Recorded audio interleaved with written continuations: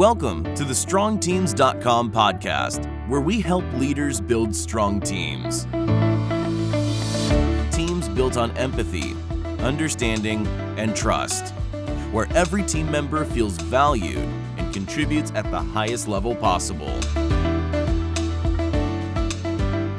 Welcome to the StrongTeams.com podcast. My name is Steve Neesmith. And I'm Rodney Cox.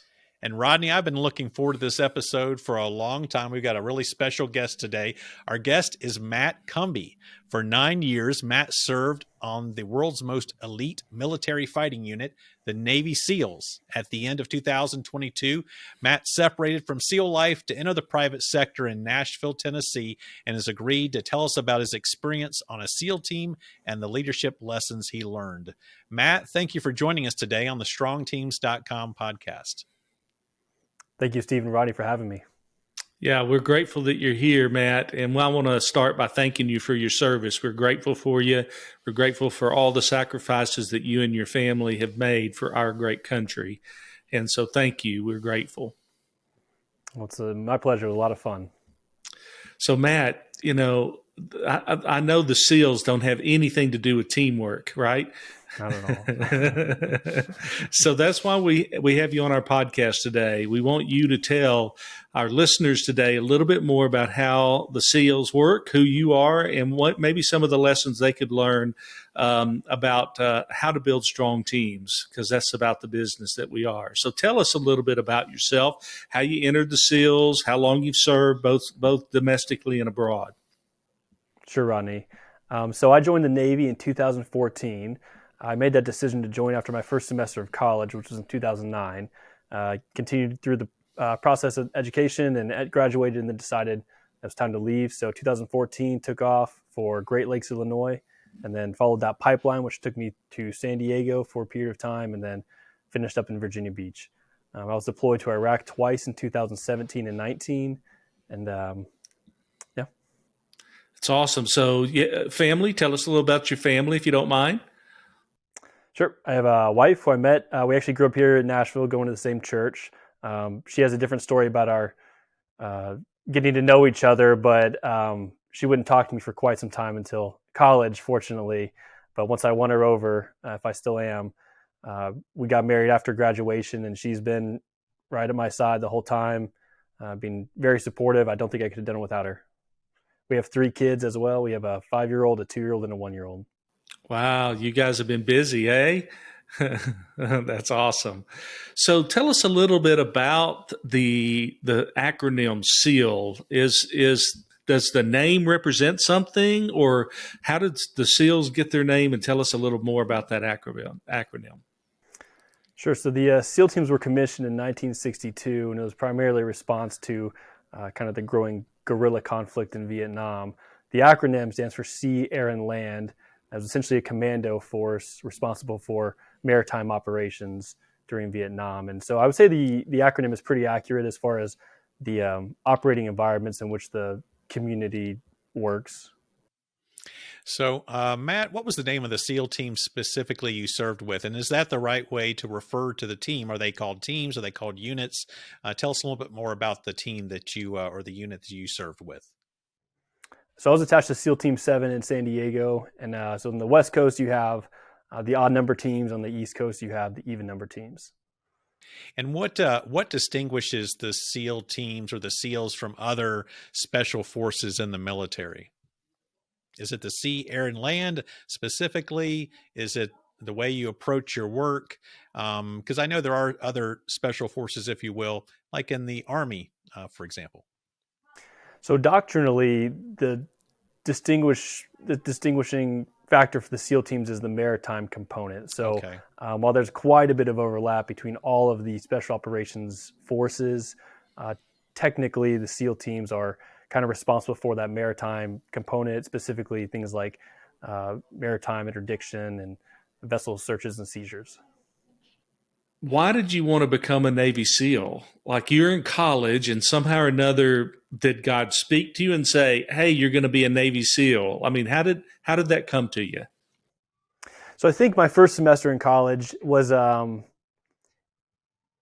it felt there was a degree of aimlessness about it. I just, you meet people and they want to become doctors, they want to become engineers, they want to build a business. And I just didn't have that same inclination. I had always kind of been drawn to the military, but I hadn't really had a roadmap, so to speak, to kind of get there, aside from just walking to a recruiter one day. So after my first semester, I was back here in Nashville and walked into the Army recruiter, and they were on a lunch break. So I walked next door to the Navy recruiter. And at the time, they were pushing the special operations, specifically the SEAL teams.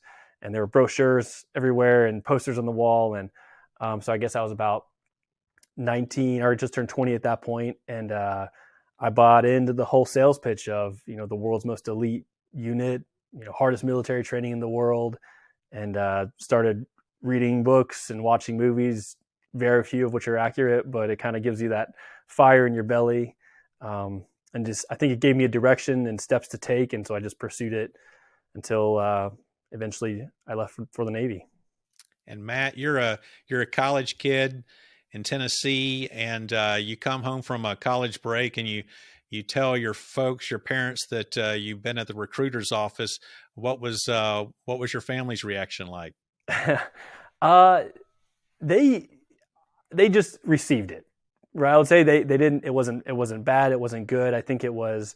I would credit to both of my parents. They, aside from the natural concerns, they saw that there was maybe something different about what I was saying this time, and they just allowed it to unfold naturally. And in this case, it continued to trend in that same direction. And when they saw the consistency with it, I think they never gave any pushback, which I very grateful for. And did you finish your education there at Tennessee? I did. So I graduated in 2013. Tell us a little bit about this word BUDS in SEAL training. So BUDS stands for Basic Underwater Demolition / SEAL Training. It consists of 3 different phases: first phase, second phase, third phase, and then after the BUDS is complete, you go to SEAL Qualification Training, or SQT. Those first, second, and third phases are all kind of designed to achieve certain things within the candidate pool. And phase 1, I would say, is primarily about grit and work ethic. Phase 2, you kind of transition into more of a technical application and kind of learning under stress. So learning and application. And then phase 3 is sort of tying it all together, learning tactics, weapons handling, things like that. I'm assuming that it would take a tremendous amount of teamwork. I mean, I've heard and saw movies about the SEALs and the amount of teamwork that it takes. And, if you leave any one of your buds, out of the equation, it's pretty difficult to complete the task at hand. It takes a team. And so tell us a little bit about that during that initial 3-phase or buds training. Sure. So first phase specifically, you are broken up into what are called boat crews, and you are literally in a boat crew. So you have these inflatable boats that you kind of move around in and do evolutions in. And then there's also training such as log PT, which if you ever Google images of BUDS training, you're guaranteed to find both of those images, the boats and the logs. Mm-hmm. What really stands out about those evolutions is the team aspect. And it seems simple, but when you're under duress in those experiences, it really solidifies, meaning, if you are doing log PT, that log is going to rotate depending on who or who is not pulling their weight. So when that order is given to lift the log, if someone is not doing their portion, that log will not move fluidly. So it really hones that requirement of communication, everyone kind of doing their part. And then as the program is designed, people will start to basically become weeded out through the process, who can't keep up with the team, who's not doing their part. And they really let it be, the instructors don't really go after the individuals. I mean, there may be times in, certain cases for that, but they really let the team kind of do the filtration process for them. It can be pretty cutthroat. And if you are deemed to be kind of a selfish individual, we will kind of identify that and systematically find a way to move you along, I guess. So Matt, you enter you enter SEAL training, the different evolutions. Tell us how many men and women. It's currently all male in the SEALs. That's correct. Is that correct?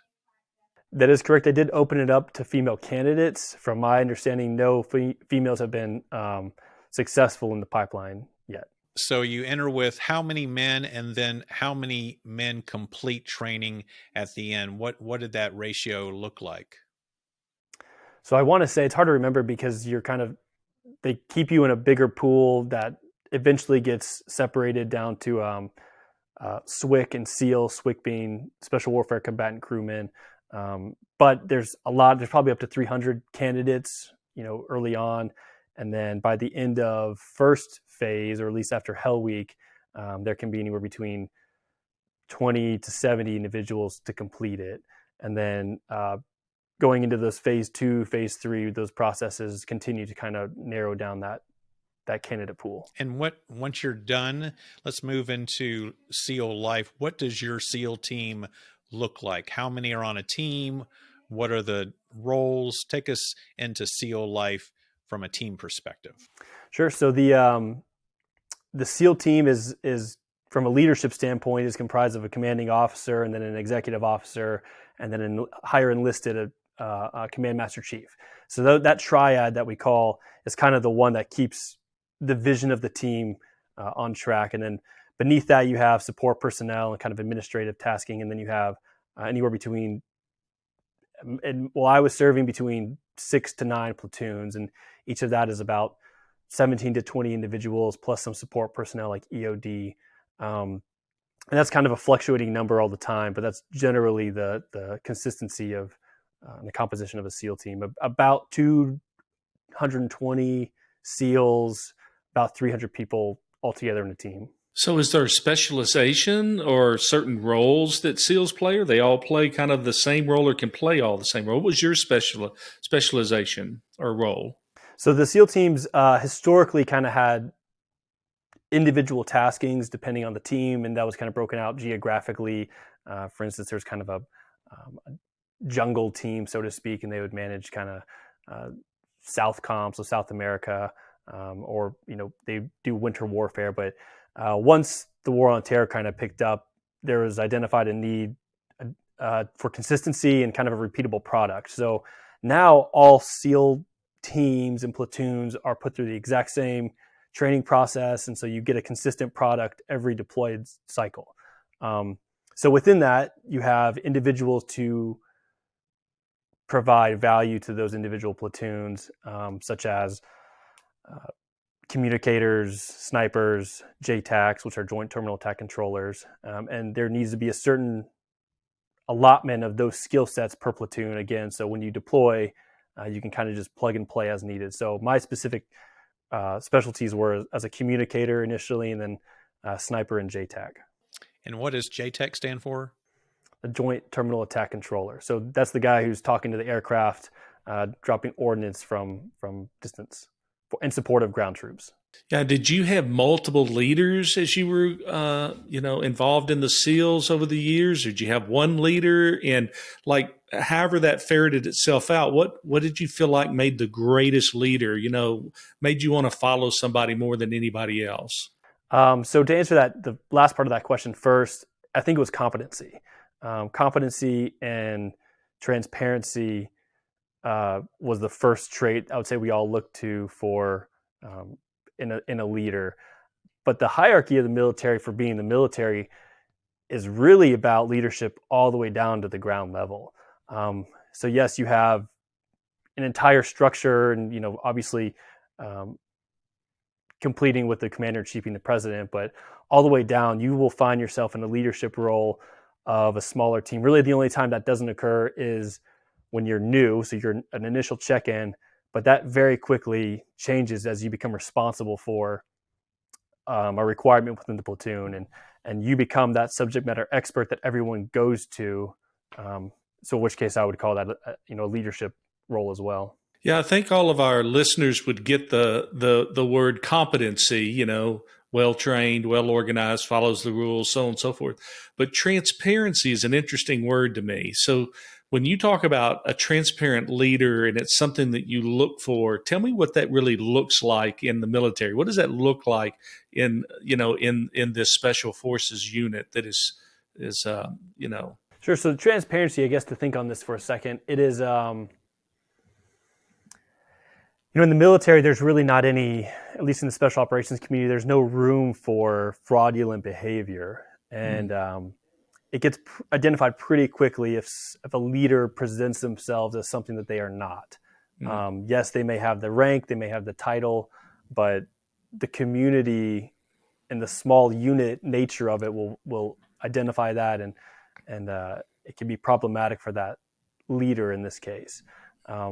So the value of transparency, I think, is really just understanding what your strengths and your weaknesses are, being clear with the people who you are responsible for about what you can and cannot provide, and then allowing maybe subordinate individuals from a hierarchical perspective, take leadership roles where you're not as qualified potentially. So, Matt, you said something earlier that is still kind of in the back of my brain. You talked about how leadership is expected all the way down the chain. Sounds like that's the result of a lot of training and a whole lot of trust.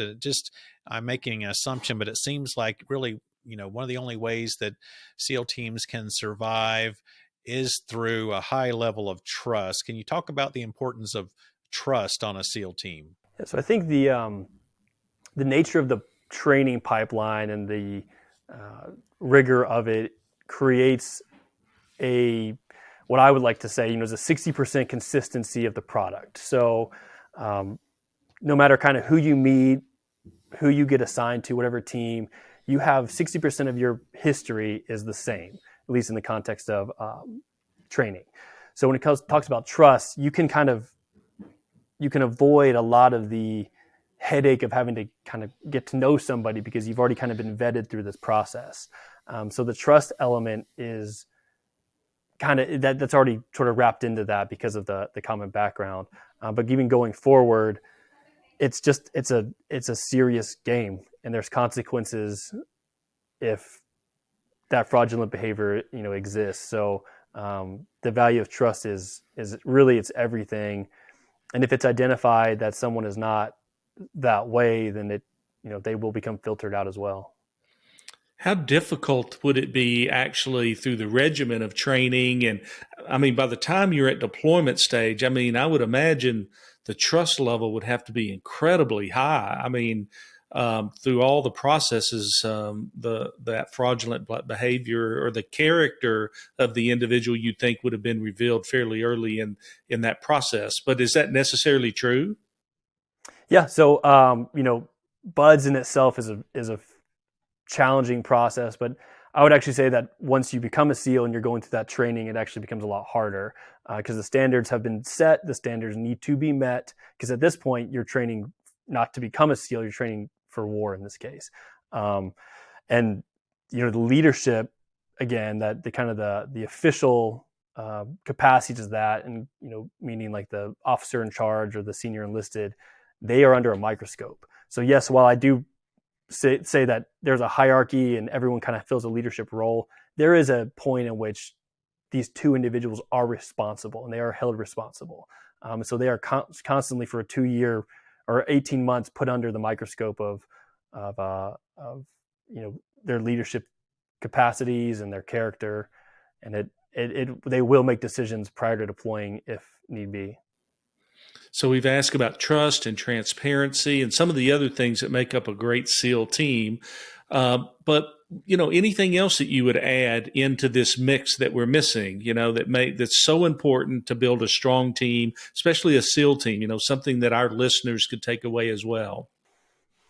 Sure. I think the term leadership can sometimes be not overused, but people try to maybe identify with it too closely. They find themselves in a position of responsibility over other individuals, and so they feel this pressure to consider themselves a leader, and that is kind of true. It's kind of not. Like I said, there's a hierarchy. I view this as a hierarchy of leadership, which is really just for organizational efficiency, and then there's kind of the character leadership. And you can find yourself at the top of this hierarchy, but I think it's critical to make sure that you are not overvaluing your capacities, becoming fraudulent just because you feel like you need to fill a role. Some of the best leaders that I worked with were very hands-off. Yes, they were the technical number one as far as the hierarchy goes, but as long as they just kept the trains running on time, it was an extraordinarily fluid, program. And so I kind of view that leadership role as the individual who has a vision and then sets the parameters. So they kind of keep that, the direction, that lighthouse in the distance. That leader is the one who kind of keeps, like I said, the direction, and then sets the left and right lateral limits, and then lets kind of everything operate within that realm of, with individual nuances and personality traits.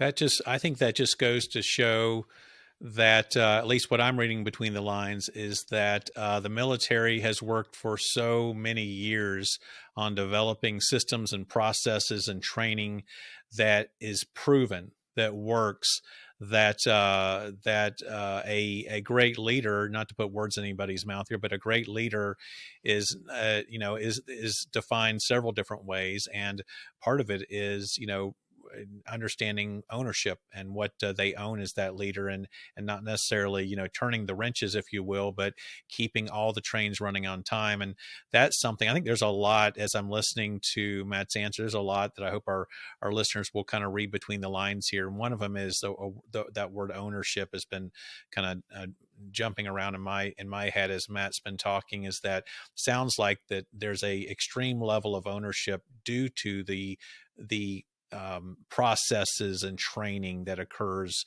that is proven to work.